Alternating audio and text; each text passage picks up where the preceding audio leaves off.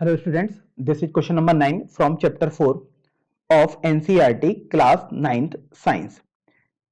We are given that Na plus has completely filled K and L cells and we have to explain this statement. तो देखो सबसे पहले तो अगर आप Na का एटॉमिक नंबर देखोगे तो यहां पर देखते हैं Na हैज एटॉमिक नंबर 11। तो अगर Na का एटॉमिक नंबर 11 है तो देखिए इलेक्ट्रॉनिक कॉन्फ़िगरेशन देख लेते हैं, मींस इलेक्ट्रॉनिक डिस्ट्रीब्यूशन एक तरीके से।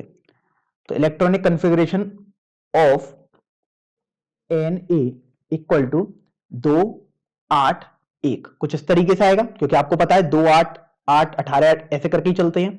तो ये 2 8 भरने के बाद केवल एक इलेक्ट्रॉन रहा बाहर आउटर मोस्ट सेल में। फिर बोला गया कि Na प्लस के लिए आपको देखना है। Na प्लस जैसे ही कि आपको चिन्ह से ही सजेस्ट हो रहा है पॉजिटिव चार्ज है और वो भी +1 है। +1 का मतलब ये है कि इसने एक इलेक्ट्रॉन अपने आउटर मोस्ट सेल से दे दिया है।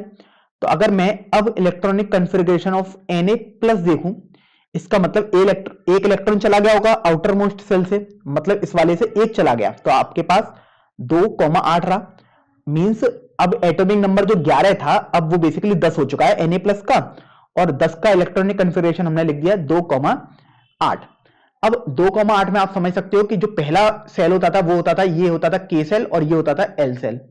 तो इस तरीके से देख सकते हैं, hence K and L shells are completely filled. यही आपको एक्सप्लेन करना था बेसिकली।